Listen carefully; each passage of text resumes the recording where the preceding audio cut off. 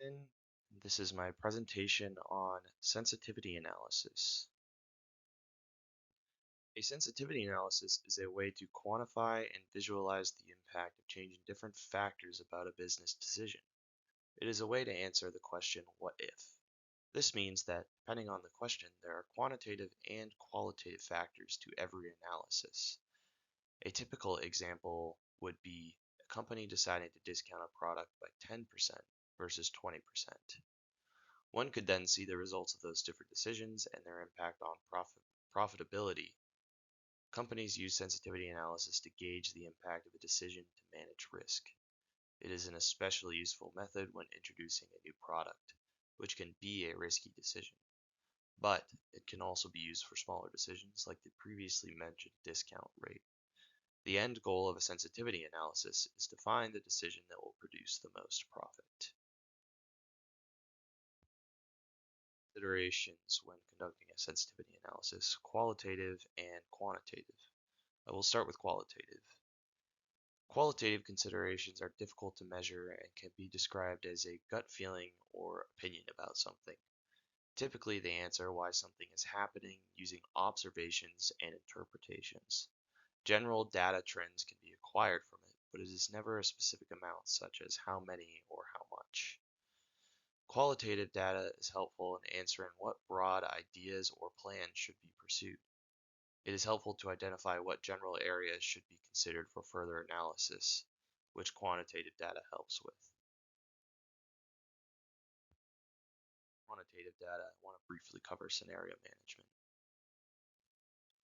Qualitative considerations can help a manager with scenario management.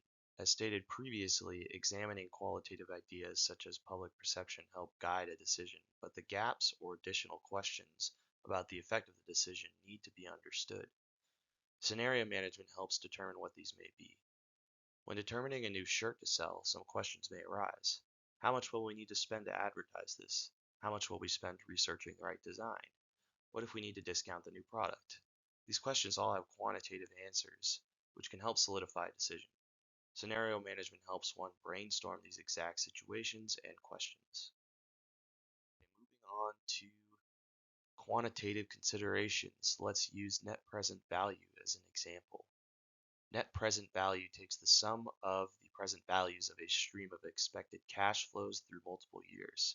Simply put, if the result is positive, it could be interpreted as a good investment.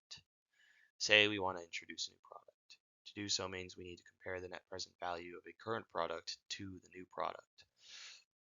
If the current product has a higher net present value, then the new product should not be considered. If the net present value for each is the same, then the new product may not be worthwhile due to it having more risk than a product already on the market.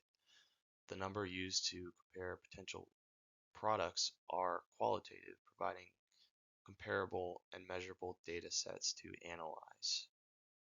Finally, we will discuss risk.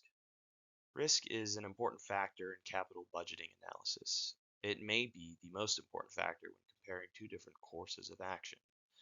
When making a budgeting decision, higher risk will mean higher returns for investors, but one must ensure that a risky venture will pay off.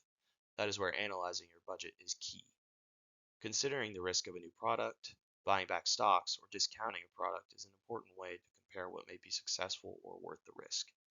If a project has more risk, one should expect to have more equity if it seems to lead to greater profit in the eyes of an investor. If a project has less risk, one should expect not to get as much return from it. That is why risk is so important. It could make the difference between gaining more investors or putting out a mediocre product that becomes a loss in operating funds. Using risk management in conjunction with qualitative and quantitative data allows managers to get the best understanding of the impact of different decisions.